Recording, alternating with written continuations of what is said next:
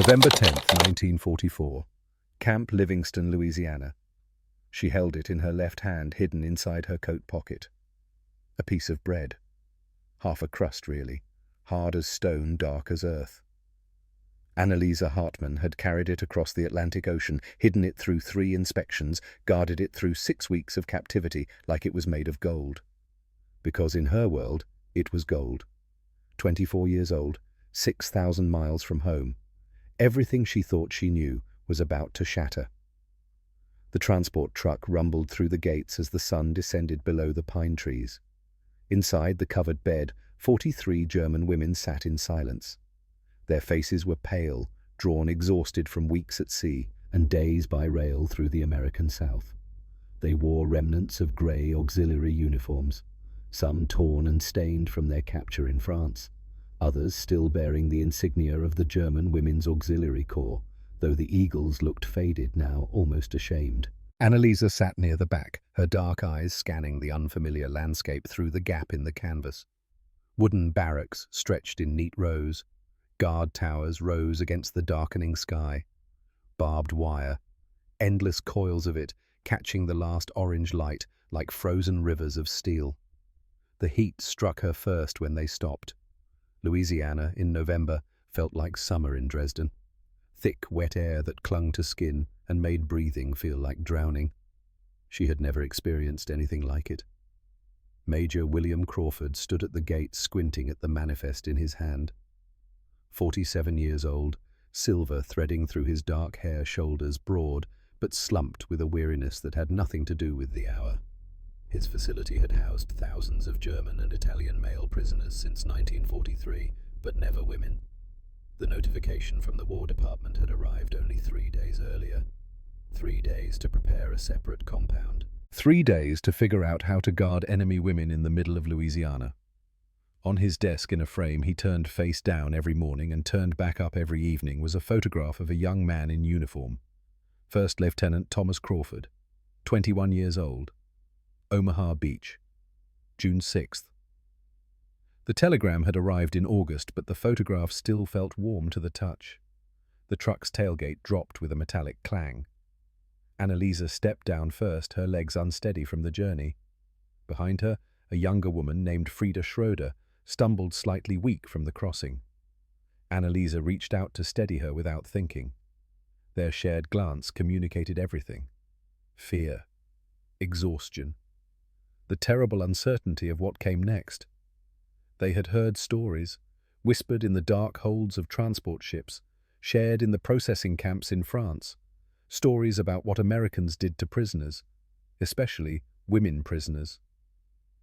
The propaganda had been clear, detailed. Americans were barbaric, ruthless, cruel beyond measure. Yet here was Major Crawford explaining through an interpreter in a voice that carried no malice. Just duty. Just the tired professionalism of a soldier doing his job with as much humanity as wartime allowed. The women would be housed in a separate section, he said, guarded by both male and female personnel. They would work as all prisoners did, but their tasks would be appropriate to their capabilities. There were rules, expectations, consequences for violations. But there was something in his tone, something Annalisa noticed immediately. No hatred, no cruelty, just procedure. It was the first small crack in everything she had been taught to believe. Private Dalton Humphrey watched from his position near the fence line. 23 years old, tall and lean from a childhood working wheat fields in Nebraska. Third-generation American. His great-grandfather had come from England in 1847, settled on the plains, turned prairie into farmland with nothing but a plow and determination. Dalton had inherited that same quiet strength, that same steady competence. He had been assigned to the women's compound that afternoon, told to maintain distance but ensure security. He watched them now, these enemy women, and saw something that troubled him. They moved like people who had known real hunger. Careful movements, conserving energy, the way his grandfather had moved during the drought of 1934. The women's compound consisted of 4 wooden barracks arranged in a square. The structures were basic but clean, each equipped with rows of metal bunks, thin mattresses, rough wool blankets that still smelled faintly of the factory that made them. A single stove in the center of each barracks for heat, though in November, Louisiana, they would hardly need it. Annalisa chose a lower bunk near the window. Frida took the one above her, and soon they were joined by two others.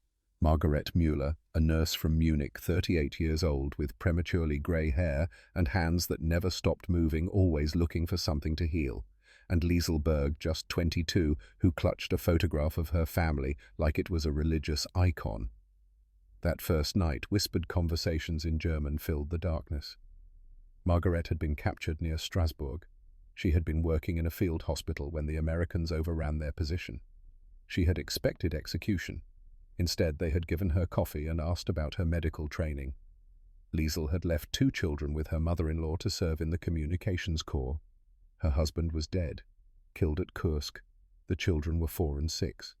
She had not seen them in 11 months. Frida was the youngest at 20. She had run away from an arranged marriage to join the auxiliary service. Her father had disowned her, called her a disgrace, said she would bring shame to the family.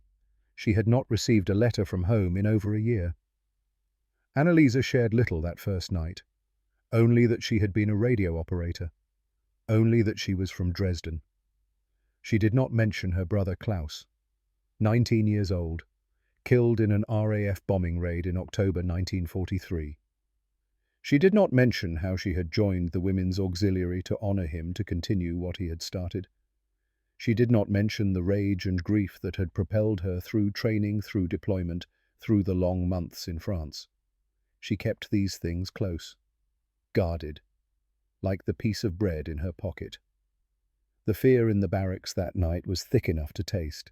They had heard too many stories, seen too much propaganda, the films, the posters, the speeches that described Americans as monsters who delighted in suffering, who tortured prisoners for sport, who showed no mercy to the weak or the captured. Yet the barracks was clean. The bunks were intact. The blankets, though thin, were whole. Where was the cruelty they had been promised? Morning came early with the sound of a bell, harsh and metallic, echoing across the compound. The women rose in the pre-dawn darkness, disoriented and stiff from the unfamiliar beds. They washed in cold water from a communal pump, the shock of it driving away the last remnants of sleep. Breakfast was served in a partitioned mess hall at 0700 hours. The women filed in silently, eyes downcast, shoulders hunched, expecting the worst, prepared for violence, for humiliation, for the casual cruelty that war makes possible. What they received instead stopped them cold. A tin plate with oatmeal, steaming, a full portion that filled the shallow bowl, a slice of bread, not the thin grey slices they had subsisted on in France, but actual bread with visible grain, and weak coffee. Not good coffee, but coffee nonetheless. Hot and bitter and real. It was simple fare, basic, the kind of breakfast American soldiers ate every day without thinking about it. For women who had spent the final months of the war watching rations dwindle to almost nothing, this simple breakfast seemed impossibly generous. Private Humphrey stood watch near the doorway, observing quietly. He noticed how slowly they ate, how carefully. Each spoonful of oatmeal savoured, each bite of bread chewed thoroughly, making it last. One older woman, perhaps 50, began to cry quietly, tears falling into her oatmeal, creating small pools in the pale grain. Another prisoner leaned close, whispered something in German. The older woman responded in a voice so soft Humphrey could not hear the words, only the tone, broken, disbelieving. Later, through the interpreter, he would learn what she had said. "I have not seen this much food at one time in over a year." The meal continued in near silence, only the scrape of spoons against tin, only the quiet sound of women trying not to weep. Annalisa ate mechanically, each bite creating a confusion she could not name. The oatmeal was warm, filling. The bread had substance, and there was enough, more than enough. When she finished, she felt something close to satisfaction in her stomach for the first time in months. This was wrong. This did not match what she had been taught, what she had been promised. Americans were supposed to be barbaric. This was not barbaric. This was breakfast. The routine established itself quickly over the following days. The women were assigned to work duties: light labor, laundry, kitchen preparation, basic cleaning. Nothing that required heavy lifting or long hours in the heat. Nothing that felt like punishment. Sergeant Rebecca Walsh oversaw the women's work assignments. 34 years old, red hair pulled back in a regulation bun, green eyes that missed nothing. She had lost her younger brother Patrick at the Battle of Hurtgen Forest just 6 days ago, November 16th. The telegram had arrived on the 19th. She had requested this assignment specifically, wanted to be around enemy prisoners, wanted to see them, to understand what her brother had died fighting. She expected to hate them, found instead that she mostly felt nothing, just a hollow space where rage should have been. But she noticed something troubling on the third day.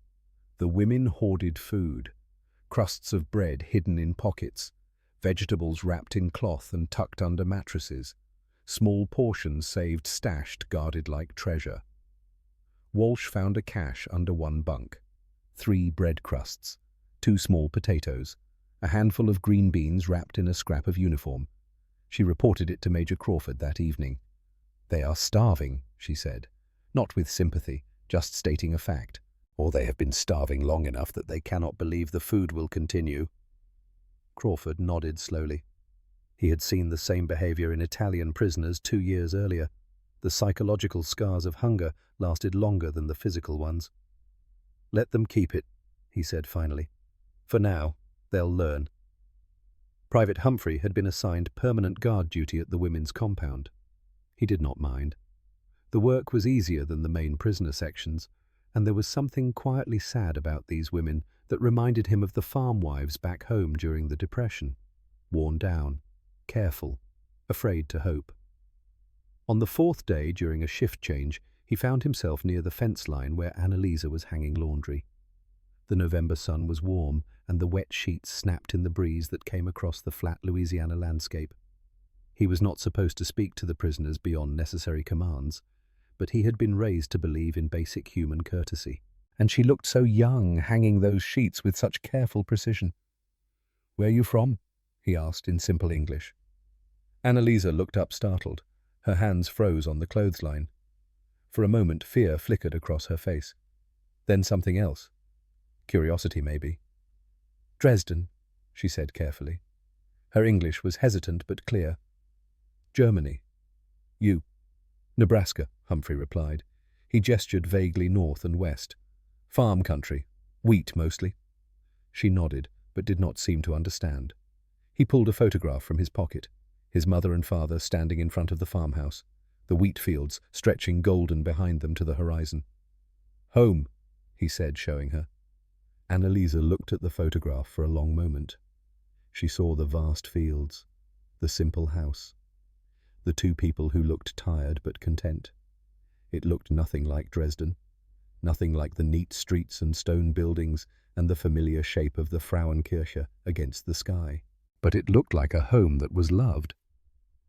"It is beautiful," she said softly. Humphrey smiled, tucked the photograph away. "Miss it," he said. "Harvest season just finished. Should have been there. But," he shrugged. "War." The word hung between them. War. The thing that had taken him from his wheat fields and her from her radio station and brought them both to this fence line in Louisiana, where they stood as guard and prisoner speaking across a gulf wider than the Atlantic. He walked away before the moment could become something that required reporting. But Annalisa stood there for a long time after holding a damp sheet, thinking. The Americans were supposed to be monsters. This young man missed his harvest, carried a photograph of his parents, spoke with kindness to an enemy prisoner because basic courtesy was how he had been raised. Another crack, wider this time. The days settled into routine, work assignments, meals, evening hours in the barracks. The women began to relax incrementally. The fear remained, but underneath it, something else was growing. Confusion. Doubt. Liesl Berg spent her evenings staring at the photograph of her children, 4 and 6. Their names were Peter and Anna. She had left them to serve the Reich, to do her duty, to honor her dead husband. Now she was a prisoner in America, and her children were in Germany with their grandmother, and she had no idea if they were alive or dead or hungry or safe. The guilt was crushing. Margaret Mueller, the nurse, found herself helping in the camp medical clinic by the 5th day. An American soldier had cut his hand badly on barbed wire, and the regular medic was overwhelmed. Margaret had stepped forward instinctively, her training overriding everything else. She had cleaned the wound, sutured it neatly, bandaged it properly. The American soldier had thanked her, an enemy prisoner, a German, and he had thanked her. She sat in the barracks that night, her hands still steady, and wondered what kind of war this was, where enemies thanked each other for basic human decency. Frieda Schroeder, the youngest, had a gift for languages. By the end of the first week, she was picking up English phrases at an astonishing rate. Private Humphrey had started teaching her during his guard shifts. Simple words, basic grammar. She absorbed it all like dry ground drinking rain. Other prisoners grew suspicious. "Don't trust them," one of the older women said.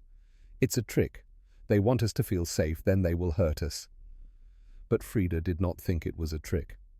Private Humphrey's patience was too genuine, his corrections too gentle. He taught her English the way her own father had taught her to read before the marriage arrangement, before the disownment, before everything had broken.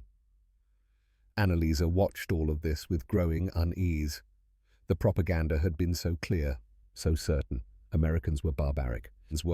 They tortured prisoners. They showed no mercy. Yet here was breakfast every morning. Here was light work.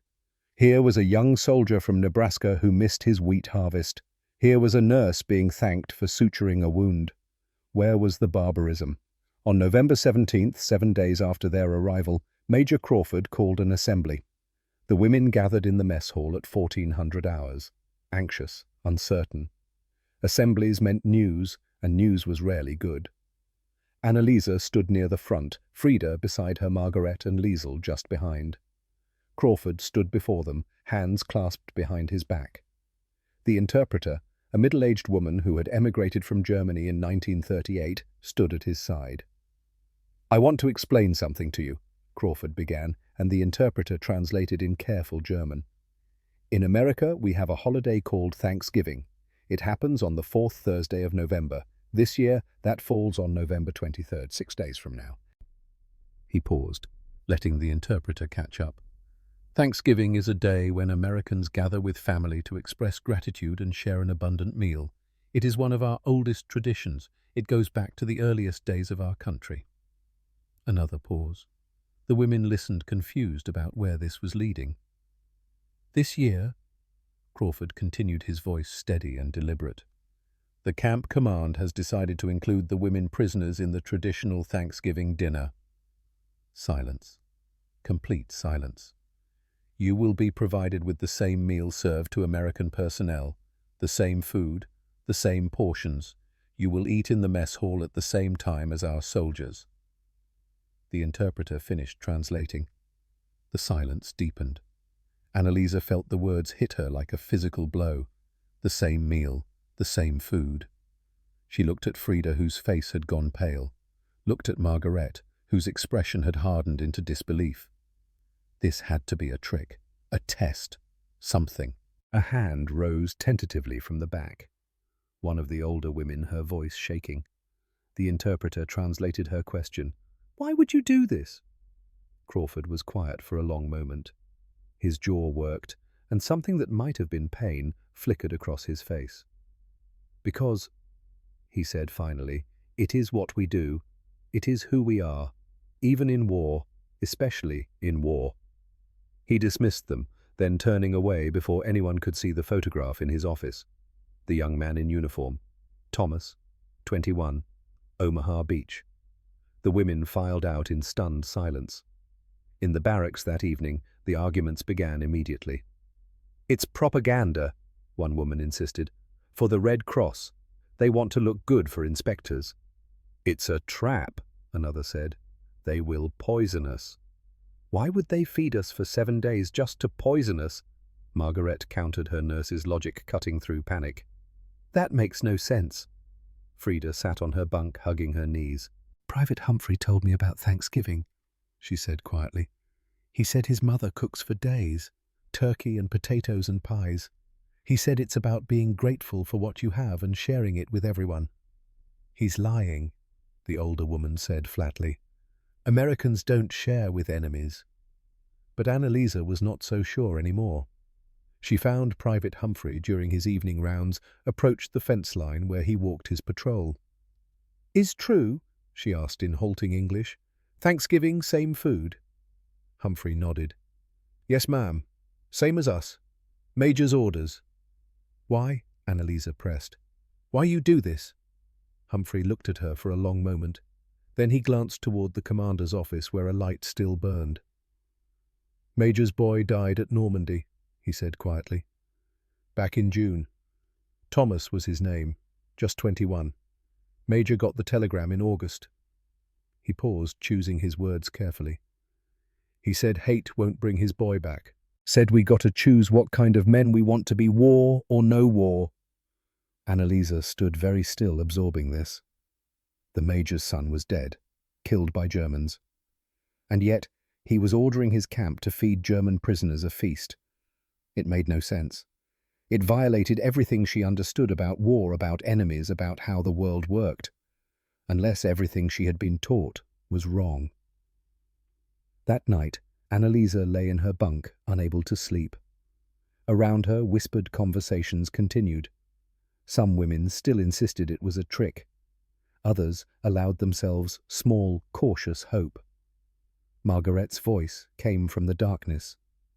Expect nothing, she said, her tone firm but not unkind. Perhaps they will give us extra soup. Perhaps an additional piece of bread. Do not hope for miracles. Hope is dangerous. Annalisa touched the piece of bread in her pocket.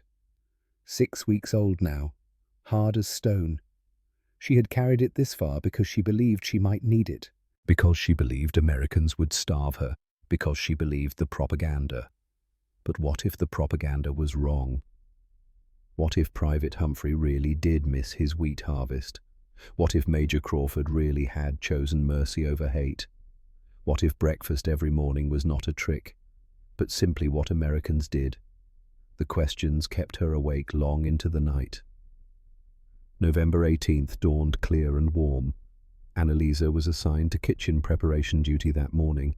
Extra hands were needed, the guard explained through the interpreter.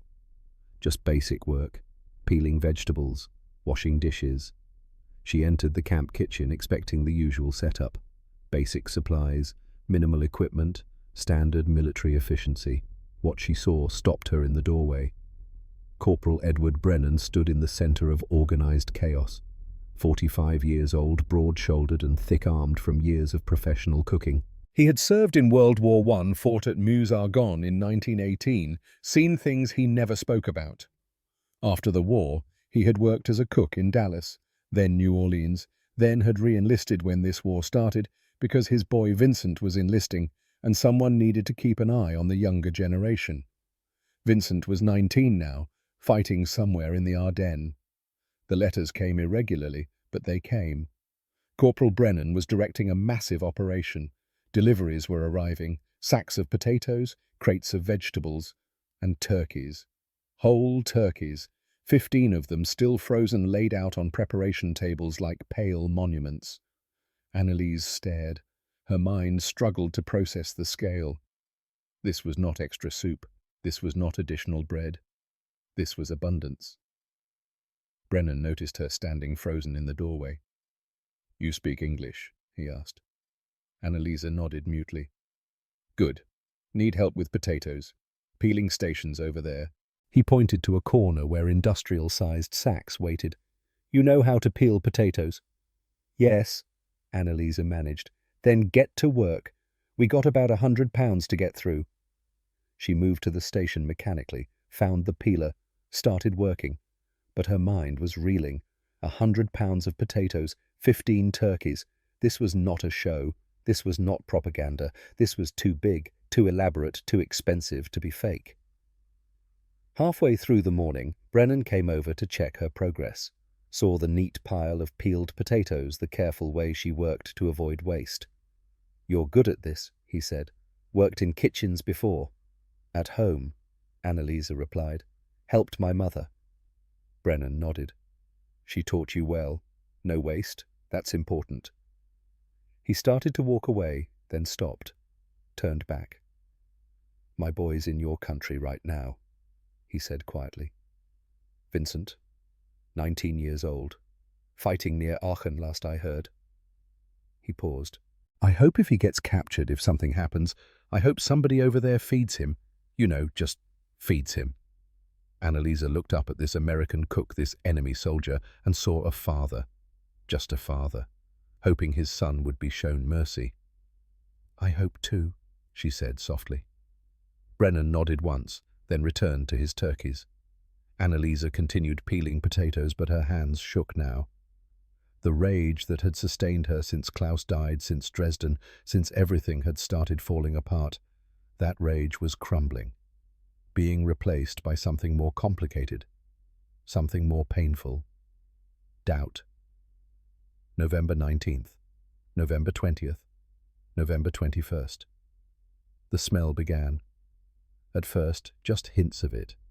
The faint aroma of roasting meat drifting across the compound, then stronger, richer, the scent of turkey in massive ovens, slow roasting for days to achieve perfect tenderness, the smell of bread baking, the sweet spiced scent of pies. It was torture. The women in the barracks could talk of nothing else.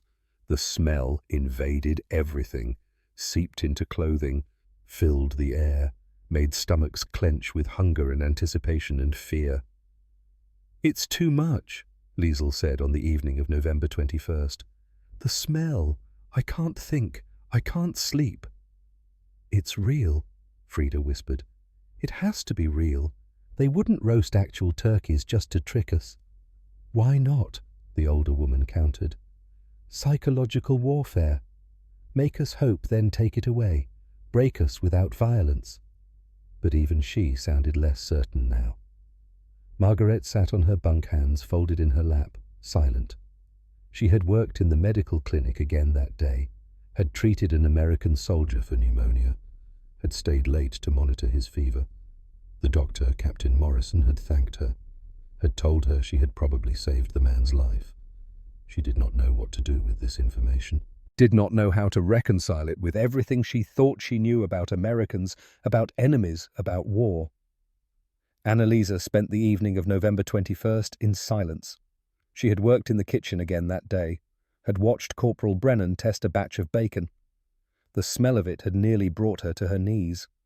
Salt and smoke and fat rendered and caramelized to crispy perfection. Brennan had caught her staring with undisguised hunger.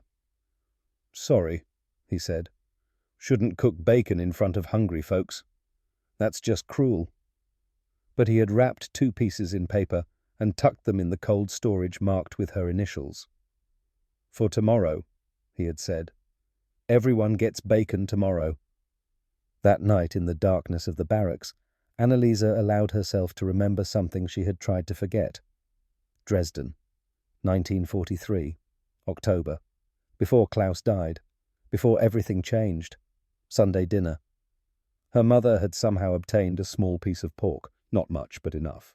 She had cooked it with potatoes and cabbage, and the smell had filled their small apartment, and for one evening they had felt almost normal, almost safe. Klaus had been on leave.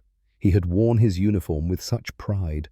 He was going to be a pilot, he said, going to defend the fatherland, going to make them all proud. 3 weeks later, he was dead. And Annalisa had joined the Women's Auxiliary with rage in her heart and propaganda in her head, and a certainty that Americans were monsters who needed to be fought with every breath. But now she was here, in Louisiana, in a prisoner camp, about to be fed a feast by enemies whose sons were dying in her homeland. And nothing made sense anymore. November the 22nd, the night before Thanksgiving. None of the women could sleep. The anticipation was unbearable. The smell of food filled the barracks despite closed windows. Whispered conversations continued until dawn. Annalisa heard Frida crying softly above her. "What is it?" she asked. "My mother used to make potatoes," Frida whispered, "with butter and cream, before the war, before everything. I remember the taste." "Shh," Annalisa said gently. "Tomorrow, maybe tomorrow." In the bunk beside them, Liesel clutched her photograph of the children, Peter and Anna, 4 and 6. Were they hungry tonight? Was her mother-in-law able to feed them? Or were they eating grass soup like so many others? The guilt was crushing. Margaret lay awake staring at the ceiling. In her career as a nurse, she had seen the worst of humanity, had watched children die from preventable diseases, had seen soldiers butchered by shrapnel, had held the hands of boys who cried for their mothers as they bled out. She had thought she understood evil, understood cruelty, understood what humans were capable of doing to each other. But kindness, unexpected, unearned kindness from enemies, she had no framework for that. Across the compound in her own quarters, Sergeant Rebecca Walsh sat alone, could not sleep either. Tomorrow was November 23rd, 1 week and 1 day since Patrick died at Hurtgen Forest. She had requested the assignment to the women's compound because she wanted to hate them, wanted to look at enemy faces and feel the rage that would make sense of her brother's death, wanted proof that these people deserved what was happening to them. But what she had found instead were women, just women, tired, scared, broken by the same war that had killed Patrick. They hoarded bread crusts, cried over oatmeal, worked hard without complaint. They were not monsters. They were just people who had believed what they were told, same as Patrick had believed what he was told.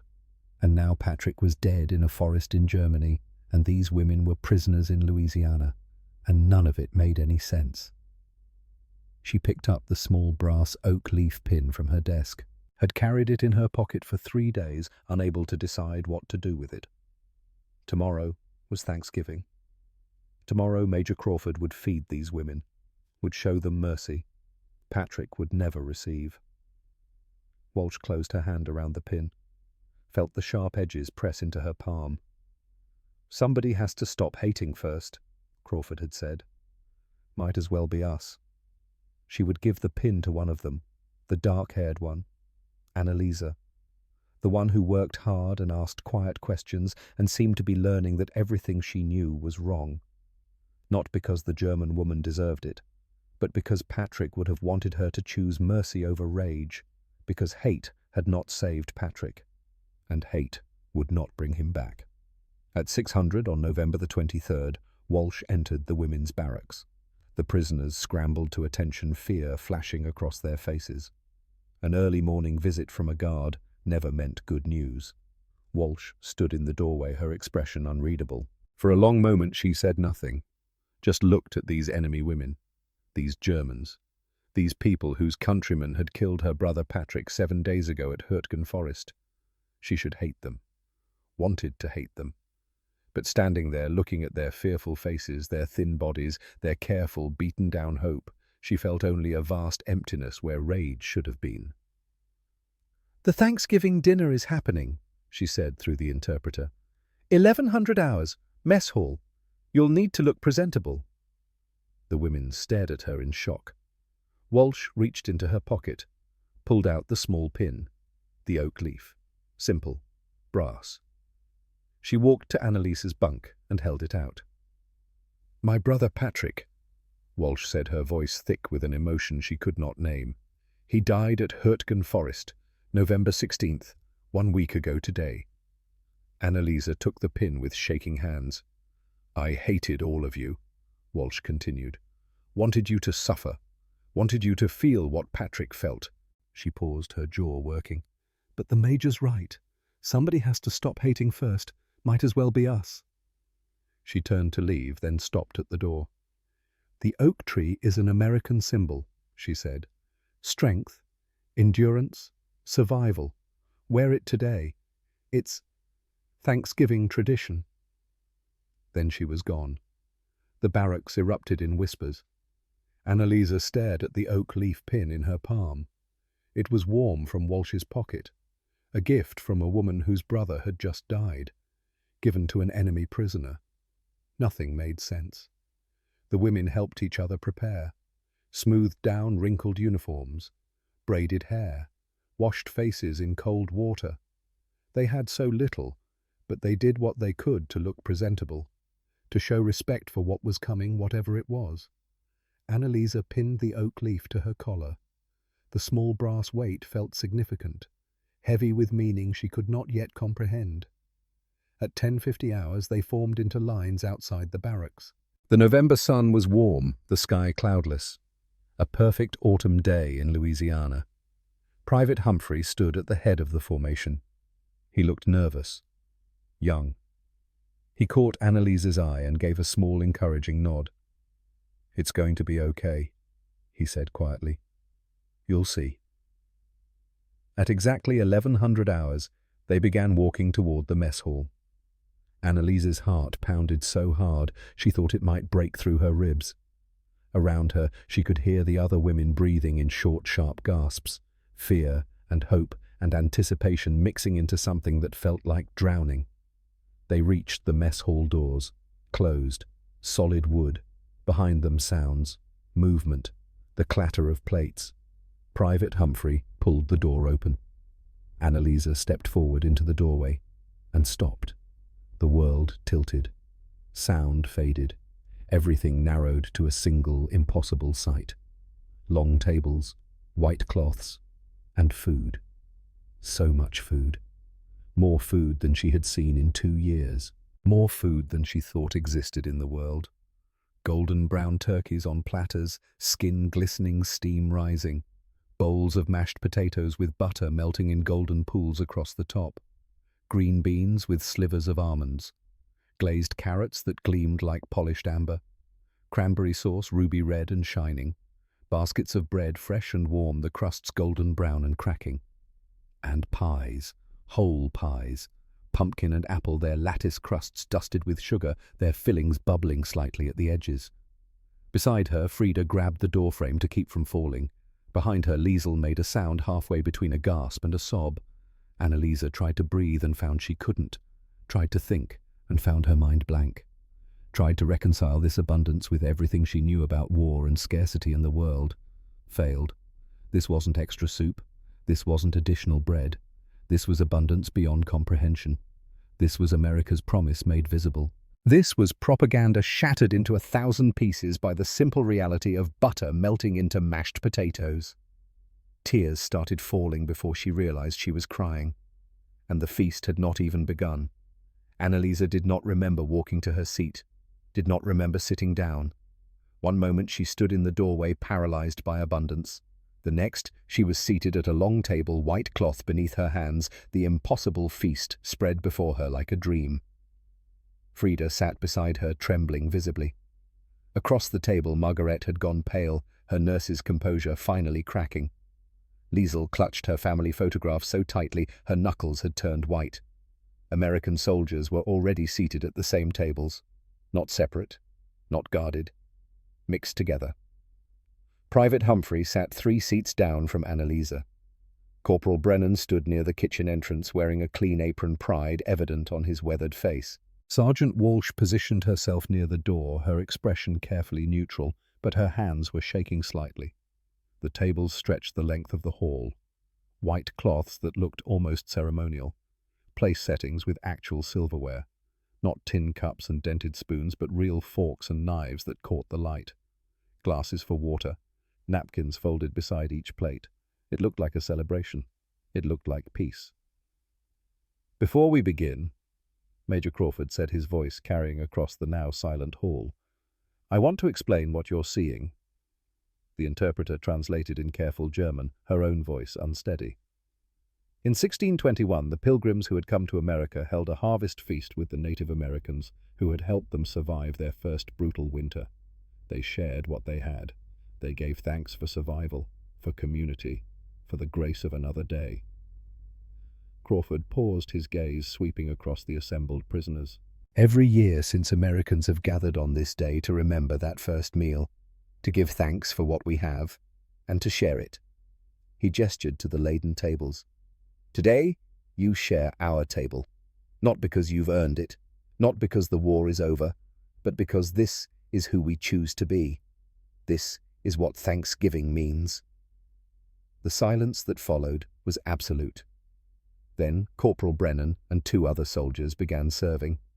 Annalisa watched as a plate was placed before her, white ceramic, not tin, heavy, substantial, and on it a slice of turkey. Thick, the meat both dark and white, glistening with moisture. The skin was golden brown, slightly crispy at the edges. A second soldier came with mashed potatoes. The scoop was generous, impossibly generous. The potatoes were pale and creamy, and when they settled on her plate, a pool of butter that had been mixed in began to melt and spread, creating golden rivulets across the white surface. Gravy followed, rich brown sauce that smelled of meat drippings and herbs, and something warm that made her stomach clench with longing. Then green beans, glazed carrots, a spoonful of cranberry sauce so red it looked like crushed rubies, a piece of bread still warm placed beside her plate with a small pat of real butter. Private Humphrey was the one who served her. He placed each item carefully, his young face serious with concentration. When he finished, he met her eyes. "Enjoy your meal, ma'am," he said quietly. Annalisa stared down at her plate, at the abundance, at the impossible generosity.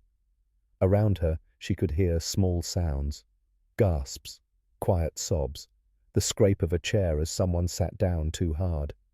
Frida beside her had begun to cry silently, tears streaming down her face as she looked at the food. Across the table, Margaret had covered her mouth with both hands, her shoulders shaking. The older woman who had insisted this was all a trick sat 3 seats down. She was staring at her plate with an expression of complete incomprehension. Her hands hovered over the food, unable to touch it, as if touching it would make it disappear. Annalisa picked up her fork. The weight of it felt foreign. Real silverware. Not the bent tin spoons they had been eating with for months. She cut a small piece of turkey, her hands shaking so badly the fork rattled against the plate. The meat was tender. It separated easily, revealing moist interior. Steam rose from it. She lifted the piece to her mouth and for a moment just held it there, breathing in the aroma. Herb-crusted, seasoned with sage and thyme, rich with the smell of slow-roasted poultry. She placed it in her mouth. The flavor exploded across her tongue. Savory, perfectly seasoned. The texture was impossibly tender, falling apart with almost no chewing. Juices released, coating her mouth, rich and satisfying, and so far beyond anything she had tasted in 2 years that her mind struggled to process it. She swallowed, closed her eyes, and remembered. Dresden. 1942. Before the bombings intensified. Before the rations became unbearable. Sunday dinner with her family. Her mother had somehow obtained a small chicken. Not turkey, but chicken. She had roasted it with potatoes and herbs, and the 6 of them had gathered around the table in their small apartment, and for one evening everything had felt safe. Klaus had been there, alive, laughing, telling jokes that made their father pretend to be stern while hiding a smile. Her younger sister had stolen an extra piece of skin, and their mother had pretended not to notice. That had been almost 3 years ago. A different world, a different life. Annalisa opened her eyes and took another bite, then another. She tried the mashed potatoes next. Creamy, rich with butter, and what might have been cream. The texture was smooth, luxurious, coating her mouth like velvet. Salt and butter and something subtle underneath. Comfort in food form. The gravy added depth. Savory and rich, it brought everything together, creating layers of flavor that built with each bite. Around the hall, the sounds began. Quiet at first.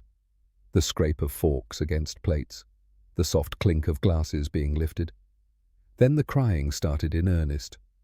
Not loud wailing. Just quiet, broken weeping from women who could not contain what they were feeling. A prisoner 2 tables over began sobbing into her hands, her plate untouched. An American soldier seated beside her, a corporal probably in his 30s, pulled out a handkerchief and offered it silently. She took it without looking at him, pressed it to her face and continued crying. Frida had given up trying to eat. She just sat with tears streaming down her face, staring at her plate like it was a miracle she could not comprehend. "Iss," Annalisa whispered to her in German. "Eat while it's here." Frida picked up her fork with trembling hands and cut into her turkey. The moment the taste hit her, she made a sound halfway between a laugh and a sob. "Mutti," she whispered.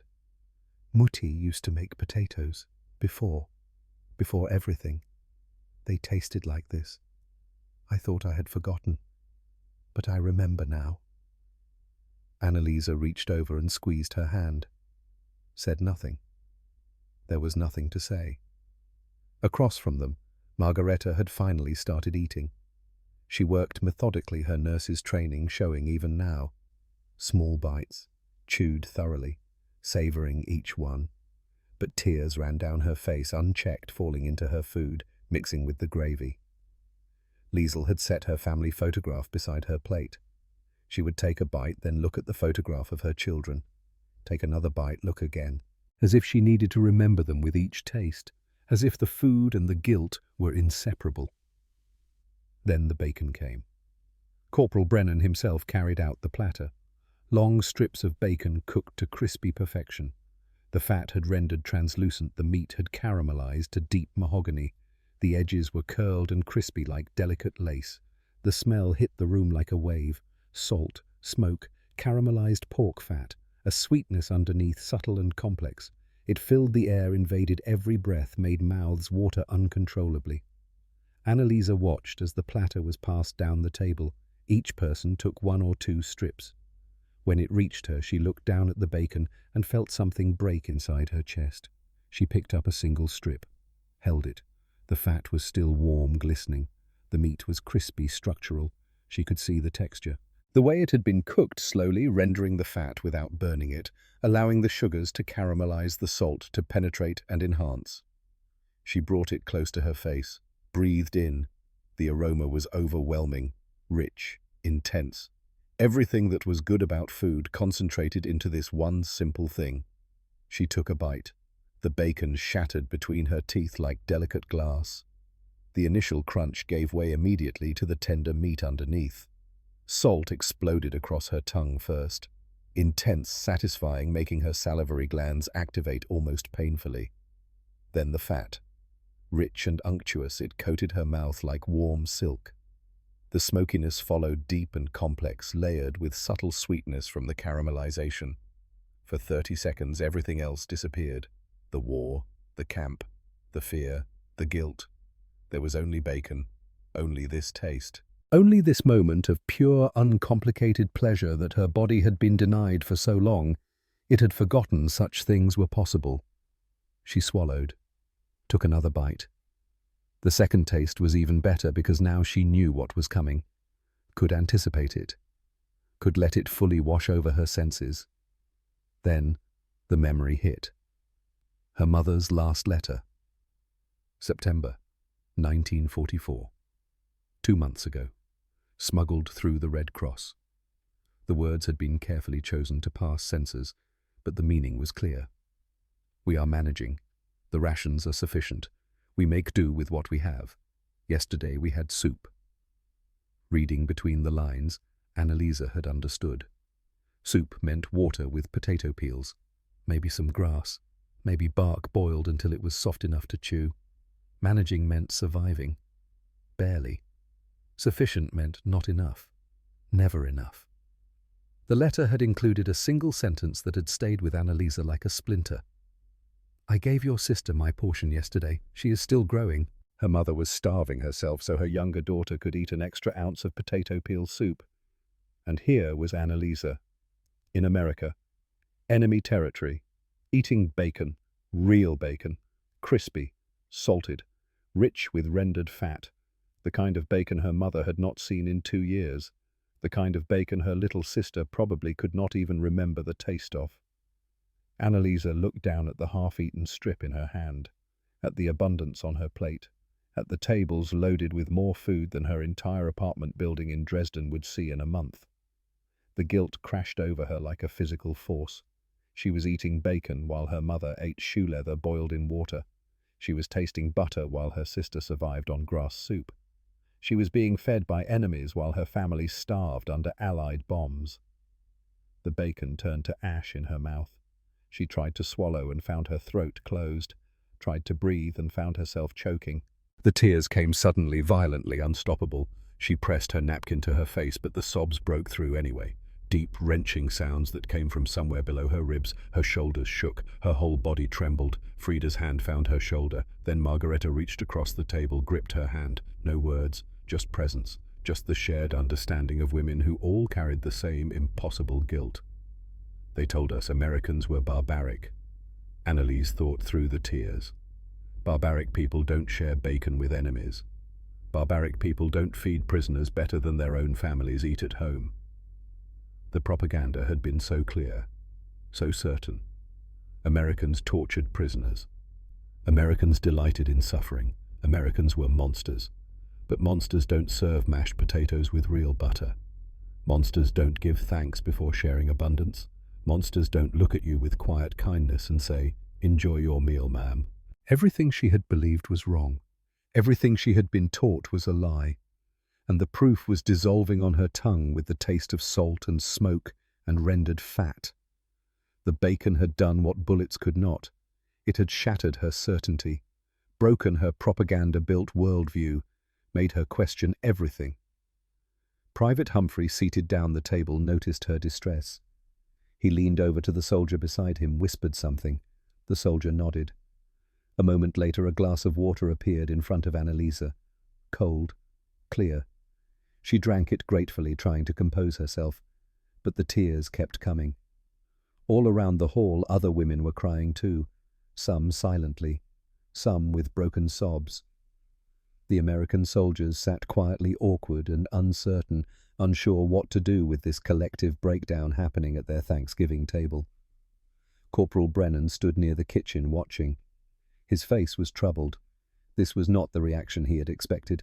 He had thought they would be grateful, happy. Instead, they were weeping like their hearts were breaking.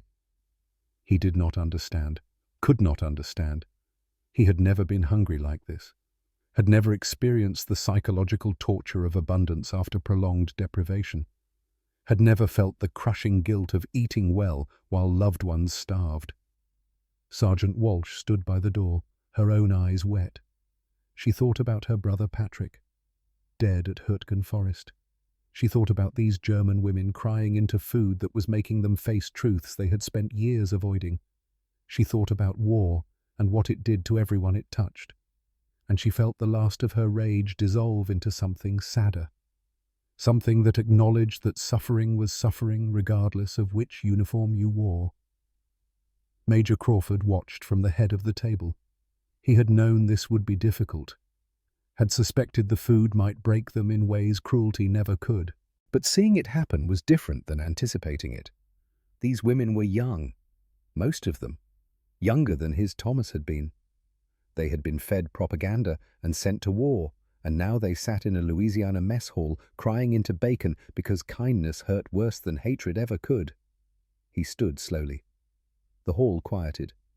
The crying continued, but people looked up, waited. Crawford reached into his jacket pocket, pulled out a small velvet case, opened it. Inside, on a bed of white satin, was a Purple Heart medal. The ribbon was still crisp. The medal itself gleamed in the light. "My son," Crawford said, his voice rough but steady. "First Lieutenant Thomas Crawford, 21 years old. He died on Omaha Beach, June 6, 1944. The interpreter translated in a hushed voice. Crawford lifted the medal from its case, held it up so everyone could see. "He was killed in France, probably not far from where some of you were serving, probably by German guns, German artillery, German soldiers doing their duty same as he was doing his." He paused. His hand tightened on the medal. "I could hate you for that. Want to. Some days I still do." His voice cracked slightly. But Thomas did not believe in hate. He believed we fight wars to defend what's good, to protect what's decent, to prove we're better than our worst impulses. Crawford walked to the center table, placed the purple heart on the white cloth between the serving platters. The medal lay there small and purple and heartbreaking against the white. "This is why we feed you," he said. "Not because you deserve it, not because the war is over, not because we've forgotten what's been done." He looked around the hall, meeting eyes. "But because we choose to be the kind of people who show mercy even when it hurts, especially when it hurts." The silence was absolute. Even the crying had stopped. "My boy is buried in France," Crawford continued, "in a grave I will probably never see. He was 21. He loved baseball and terrible jokes and his mother's apple pie." His voice broke completely on the last word. He cleared his throat, steadied himself. "I feed you because Tom would want me to, because choosing humanity over hate is how we honor the dead, not by creating more suffering, but by ending it wherever we can." He returned to his seat, sat down heavily, stared at his own untouched plate. The hall remained silent for a long moment. Then slowly the prisoners began eating again. But something had shifted. The crying was quieter now, more contemplative. The guilt remained, but underneath it something else was growing. Understanding, maybe, or recognition.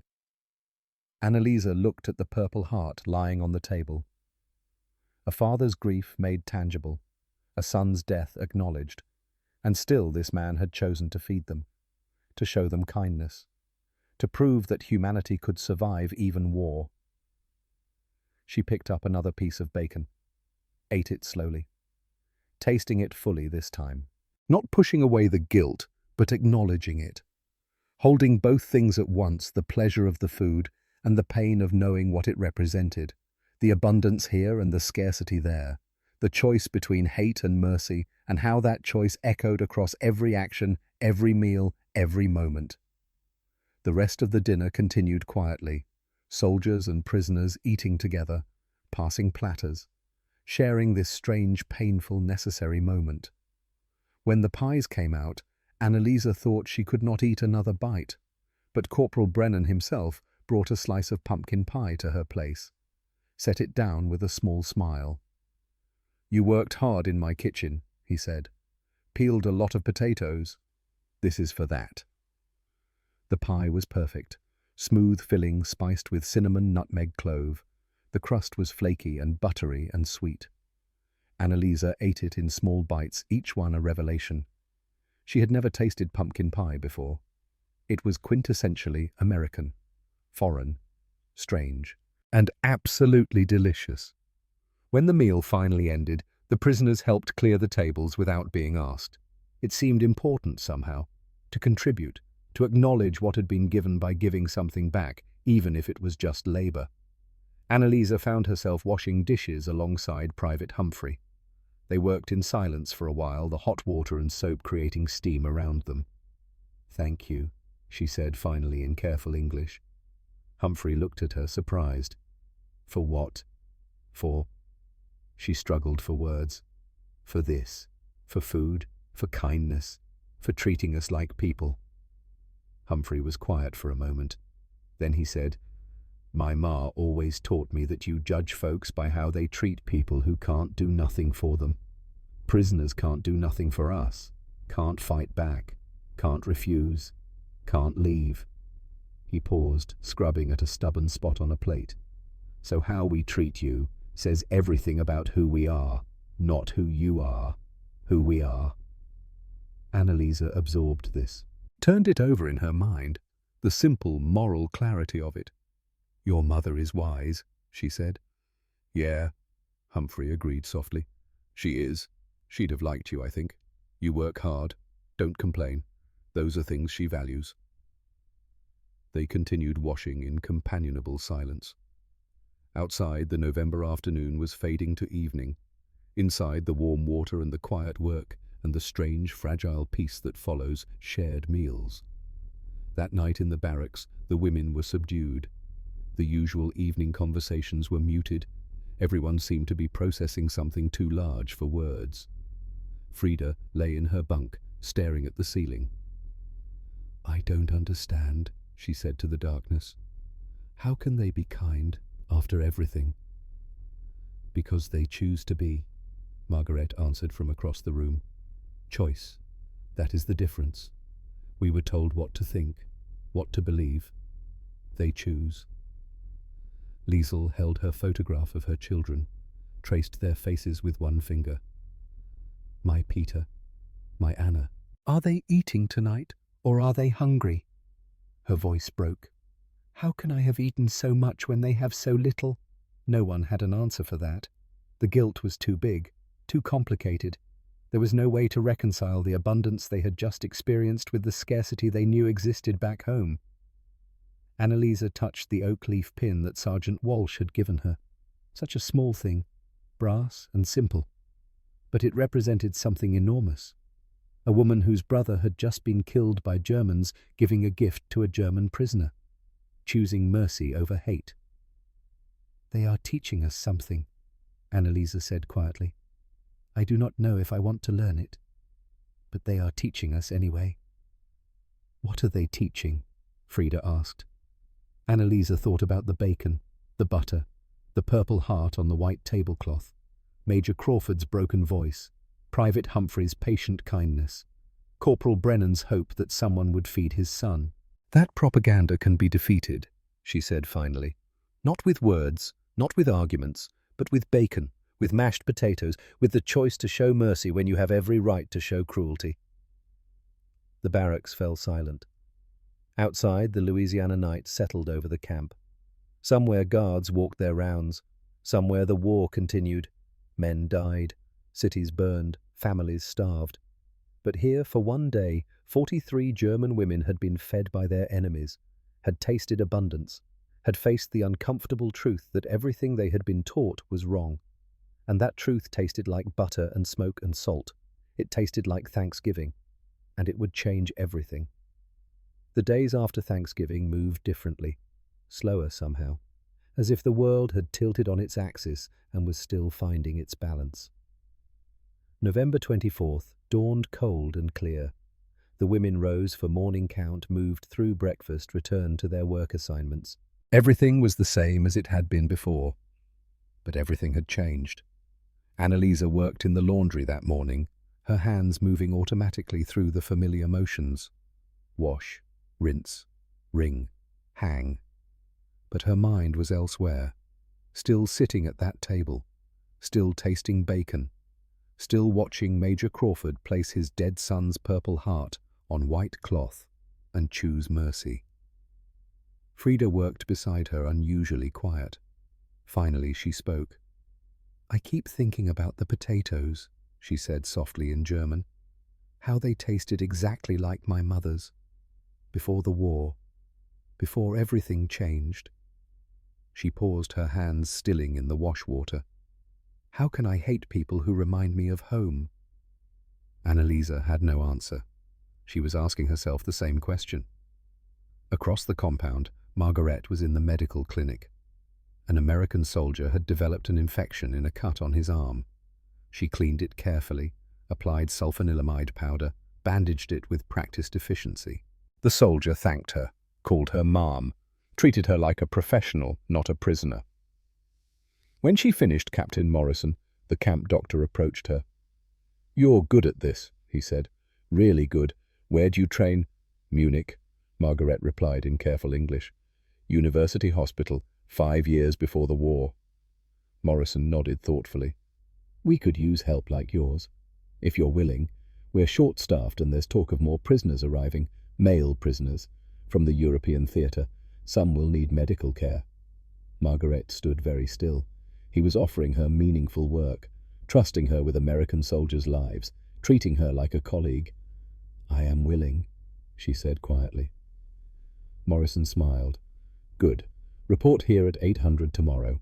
We'll get you started." After he left, Margaret sat down heavily on a stool. Her hands were shaking. They were giving her purpose, dignity, The two things she thought she had lost when she became a prisoner. The confusion was overwhelming. Liesel spent her afternoons in a small plot behind the women's barracks. She had asked permission to plant herbs, medicinal ones that might help the clinic. Permission had been granted immediately, along with seeds and tools. She worked the soil with her hands, feeling the earth between her fingers. It reminded her of home, of the small garden she had kept before the war, before her husband died, before she left her children, Peter and Anna, 4 and 6. Did they remember her, or had 2 years erased her from their memory? Were they alive? Were they fed? The guilt never left. But here, with her hands in American soil, planting German herbs that would heal American soldiers, she found something that almost felt like peace. Private Dalton Humphrey continued his guard duties at the women's compound, but the dynamics had shifted. The prisoners no longer flinched when he approached, no longer avoided eye contact. Some even greeted him in broken English. "Good morning, Private Humphrey. How is your family in Nebraska?" "The weather is nice today, yes." Simple exchanges, polite, but they represented something profound. They were seeing each other as people now, not guard and prisoner, not enemy and enemy, just people sharing space in a Louisiana autumn. One afternoon in early December, Humphrey brought a letter from home. His mother had sent photographs of the wheat harvest.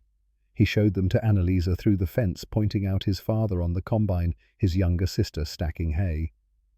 "Looks like a good yield this year," he said. "Ma says the grain's quality is excellent, should bring good prices." Annalisa studied the photographs. The vast fields, the big sky, the simple farmhouse. It looked nothing like Dresden's narrow streets and stone buildings, but she could see the love in it, the care, the pride. "Your family works hard," she said. "Yeah," Humphrey agreed. "It's good work, though, honest. You plant in spring, tend in summer, harvest in fall. There's a rightness to it, you know, an order." Annalisa thought about order, about how the order she had believed in, the Reich, the Führer, the propaganda, had been revealed as chaos disguised as certainty, and how this simple farm order, plant, tend, harvest, contained more truth than all the speeches she had memorized. "I understand," she said quietly. December brought cooler weather, though nothing like winter in Dresden. The women received warmer clothing. Not much, but enough. Wool socks, heavier blankets, small mercies that added up. Christmas approached. On December 23rd, Major Crawford made another announcement. The prisoners would be allowed to observe Christmas. They could hold a small service in the barracks if they wished. They would receive extra rations for Christmas dinner. Not as elaborate as Thanksgiving, but more than the usual meals. That evening, the women gathered in the largest barracks. Someone had fashioned a small cross from scrap wood. Candles had been provided, a gift from Sergeant Walsh, who said nothing about it but left them on the barracks steps. Margaret, who remembered more prayers than the others, led a simple service. They sang Stille Nacht in German, their voices soft and uncertain at first, then growing stronger. The familiar words brought comfort and pain in equal measure. Silent night, holy night, all is calm, all is bright. But all was not calm. All was not bright. The war continued. People died. Cities burned. And they were prisoners in a foreign land singing about peace while the world tore itself apart. When the singing ended, Liesel spoke. "My children," she said, her voice breaking. "Peter and Anna. I have not seen them in 2 years. I do not know if they are alive, if they remember me, if my mother-in-law has food to feed them." She clutched her photograph. "How can I celebrate Christmas when I do not know if they will wake up tomorrow?" The silence that followed was heavy with shared grief. Every woman in that barracks had left someone behind. Parents, siblings, children, friends. Every woman carried the same crushing guilt of surviving while not knowing if their loved ones did the same. Frida moved to sit beside Liesel, put an arm around her shoulders, said nothing. There was nothing to say, just presence, just the acknowledgement that grief shared was grief that could be borne if only barely. Annalisa stood near the window looking out at the camp. Christmas lights had been strung on some of the buildings. American soldiers moved between barracks carrying packages, laughing, living. The normalcy of it was jarring. She thought about Klaus, dead at 19. She thought about her mother starving in Dresden's ruins. She thought about her little sister eating grass soup. She thought about all of it, and the weight threatened to crush her. But then she remembered something Major Crawford had said. We choose to be the kind of people who show mercy even when it hurts. Choice. That was the key. She could not control what happened in Dresden, could not protect her family from across an ocean, could not undo Klaus's death or stop the war or fix anything. But she could choose how she responded to the kindness shown to her. She could choose to learn from it, to let it change her, to carry it forward. It was a small thing, maybe meaningless in the scope of a global war, but it was hers. Christmas dinner was simple: roasted chicken instead of turkey, potatoes, vegetables, fresh bread, and a small piece of chocolate for each prisoner provided by Corporal Brennan from his personal stash. Annalisa ate her chocolate slowly, let it melt on her tongue. The sweetness was almost painful after months without sugar, but it was good, real. A gift freely given by an enemy who had every reason to hate her. She saved half of it, wrapped it carefully in paper, placed it in her footlocker. She did not know why. Maybe to prove to herself later that this had been real, that kindness had happened, that the world contained more than cruelty. January arrived. With it came news that made everyone fall silent. The war in Europe was intensifying. American forces were pushing through the Ardennes, the Battle of the Bulge, thousands dying in the snow, German forces making a desperate final push. Corporal Brennan received a telegram on January 10th. His son Vincent had been wounded, shrapnel in the leg. Nothing life-threatening, but he was being evacuated to England for treatment. Brennan came to the kitchen that day and worked in silence. His hands moved automatically through the familiar tasks, but his face was grey. When the prisoners arrived for their work detail, he barely acknowledged them. Annalisa approached him carefully. "Your son?" she asked quietly. Brennan looked up, surprised she knew. Then he nodded. "Wounded. He'll live. But—" He trailed off, staring at nothing. "I am glad he lives," Annalisa said. And she meant it. Somewhere in Germany, this man's 19-year-old son had been shot by German soldiers, and she was genuinely grateful he had survived. The realization stunned her. When had this happened? When had enemy soldiers become people she cared about? Brennan seemed to understand. He gave her a sad smile. "Yeah," he said. "Me too. And I hope whoever shot him made it home safe too. Because that's somebody's son as well. Somebody's doing the same thing I'm doing right now, hoping their boy survives." It was the most profound thing Annalisa had ever heard. February brought more news. Dresden had been bombed, massively. Allied aircraft had firebombed the city on February 13th, 14th and 15th. The reports were incomplete, but the destruction was catastrophic. Annalisa sat in the barracks holding the notification. Her hands did not shake. She felt very calm, very distant, as if she were watching herself from far away. Frida sat beside her. "Your family?" "I do not know," Annalisa replied. Her voice sounded normal. Strange how normal it sounded. "I do not know if they are alive. I do not know if our apartment still stands. I do not know anything." Margareta brought her water, made her drink. Practical things, nurse things. That night, Annalisa lay in her bunk and tried to cry. But the tears would not come. Just a vast emptiness where feeling should be. Her city was gone. Maybe her family was gone. Everything she had known had been erased in 3 days of fire. And she was here, in Louisiana, alive, fed, safe. The guilt was unbearable. Private Humphrey found her the next morning standing by the fence staring at nothing. "Heard about Dresden," he said quietly. "I'm sorry." Annalisa nodded, could not speak. "My grandmother's people came from Hamburg," Humphrey continued. 1847. We still have distant cousins there, I think. Or we did. Don't know now. He paused. War's terrible for everyone, isn't it? There's no winning, just different kinds of losing. Yes, Annalisa whispered. Yes. They stood in silence. Guard and prisoner, German and American. Two people trying to make sense of senseless things. March arrived. April. The war was ending. Everyone could feel it. The news reports spoke of Allied advances, of German retreats, of the inevitable conclusion rushing toward them like a train. On May 7th, Germany surrendered. The announcement came over the camp loudspeakers at 1500 hours. The war in Europe was over. Unconditional surrender. The Reich had fallen. In the women's compound there was no celebration, just silence.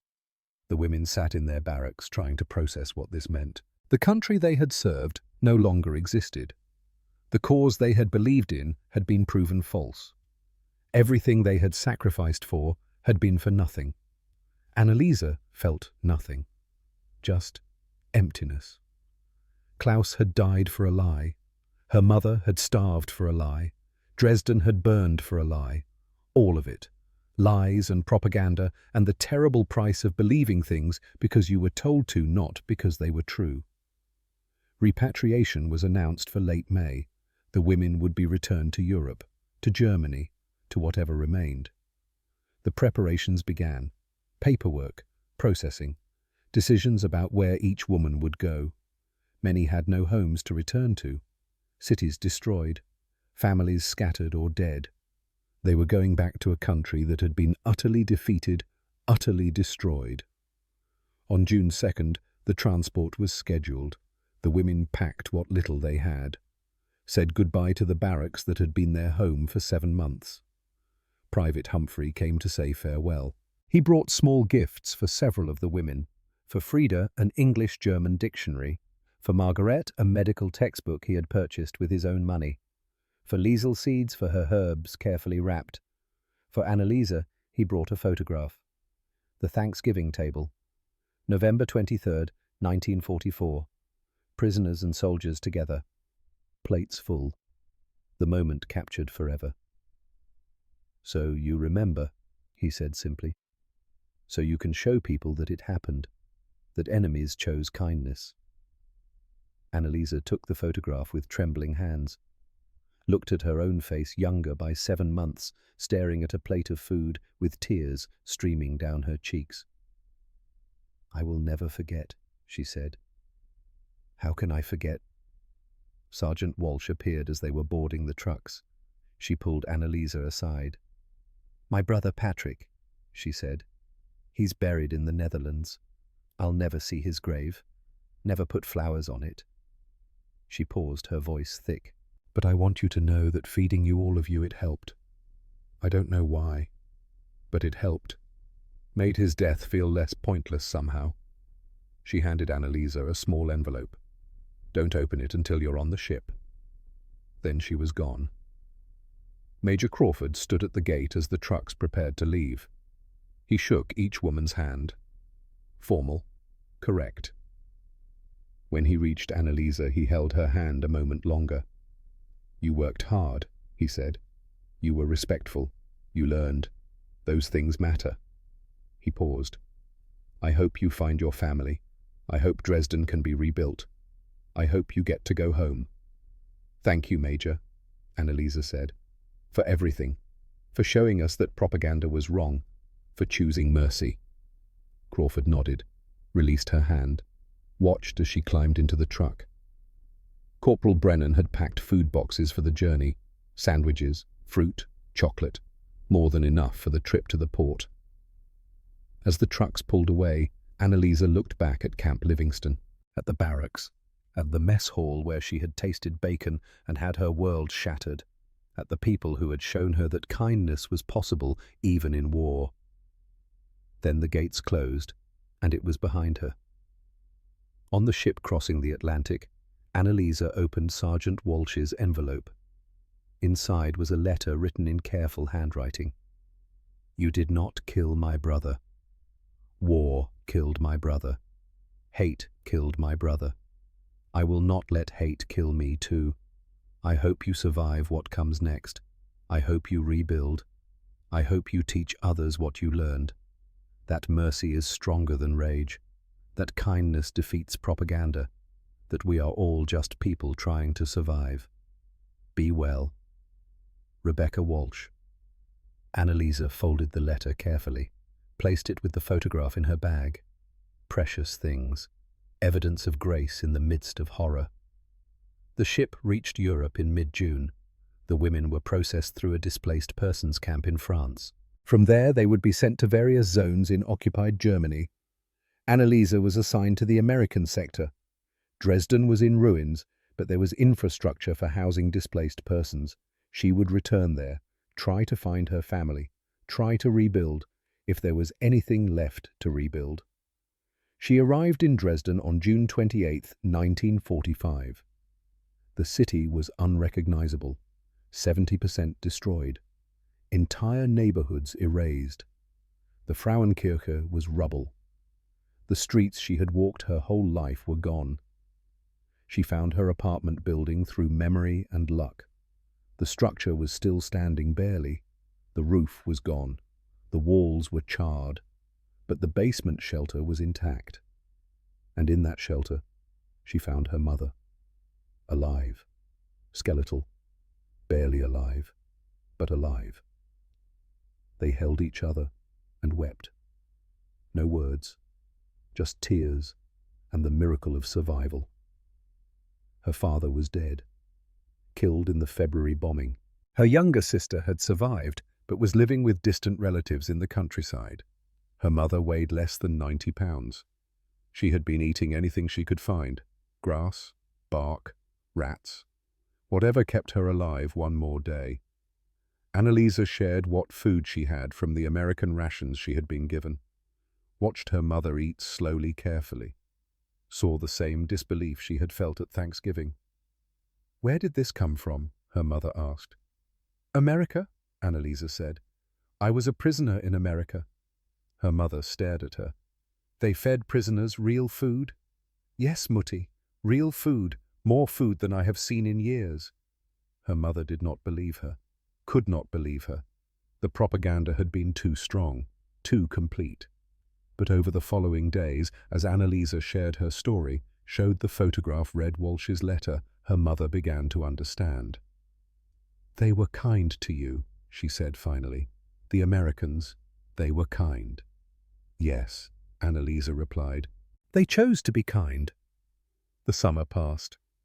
Annalisa found work with the American reconstruction efforts. Her English, learned from Private Humphrey and refined during her captivity, made her valuable. She translated, coordinated, helped distribute food and supplies to desperate Germans. She was good at it, found purpose in it, found a way to honor what she had learned. In September, she wrote a letter, addressed to Private Dalton Humphrey, care of the U.S. Army, Nebraska. She did not know if it would reach him, did not know if he was alive. The war in the Pacific had ended in August, but soldiers were still being demobilized. But she wrote anyway. She told him she had survived, that her mother had survived, that Dresden was destroyed but rebuilding, that she was working for the Americans trying to help her people. She thanked him for teaching her English, for showing her kindness, for being the first crack in her propaganda-built certainty. She told him she would never forget Thanksgiving, never forget the bacon, never forget the choice he and others had made to show mercy. She mailed the letter and hoped. The months passed. Winter came. 1946 arrived. Annalisa continued her work, met a German architect who was helping redesign the city. His name was Friedrich. He was quiet, kind, damaged like everyone else, but trying to build something good from the ruins. They married in April 1948, a simple ceremony in a borrowed dress, no reception, just two people choosing hope in the midst of devastation. Their first daughter was born in 1950. They named her Anna after Liesel's daughter from the photograph Annalise still carried. Their second daughter arrived in 1953. Annalise taught English to German children, helped them learn about a world beyond propaganda, beyond hate. She never spoke about the war. The memories were too painful, the guilt too heavy. But she kept the photograph, kept Walsh's letter, kept the small piece of chocolate from Christmas 1944, now hard and probably inedible but precious nonetheless. In October 1951, a letter arrived from America, from Nebraska. But it was not from Private Humphrey. It was from his sister. "Dear Miss Hartman," it began, "I am writing to inform you that my brother Dalton Humphrey was killed in action in Korea. Battle of Heartbreak Ridge, September 13th, 1951. He was 24 years old. I found your letter among his belongings when we received his effects. He had kept it, read it many times, my mother said. He was proud of you, proud that you survived, proud that you were helping rebuild. I wanted you to know that he spoke often of his time as a guard at the prisoner camp. He said it taught him that enemies are just people, that kindness matters, that mercy is strength, not weakness. I am enclosing a photograph. It was with your letter. He wanted you to have it if anything happened to him. My brother was a good man. I am sorry he did not live to see peace, but I am grateful he knew you, grateful he had the chance to show kindness. With sympathy, Eleanor Humphrey." The photograph was of Thanksgiving 1944, the same one Humphrey had given her at the camp. On the back, in his handwriting, November 23rd, 1944, the day I learned what we're really fighting for. Annalisa sat at her kitchen table in Dresden and wept. For Humphrey, for Klaus, for all the young men who had died in wars.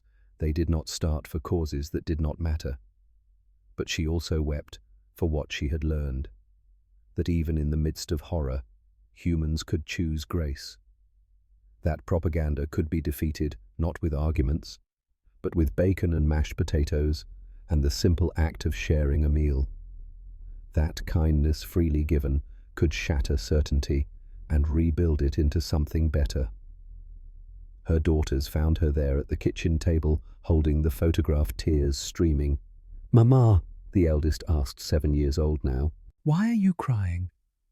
Annalisa looked at her daughters, 7 and 4, growing up in a Germany that was learning to face what it had done, learning to rebuild, learning to be better.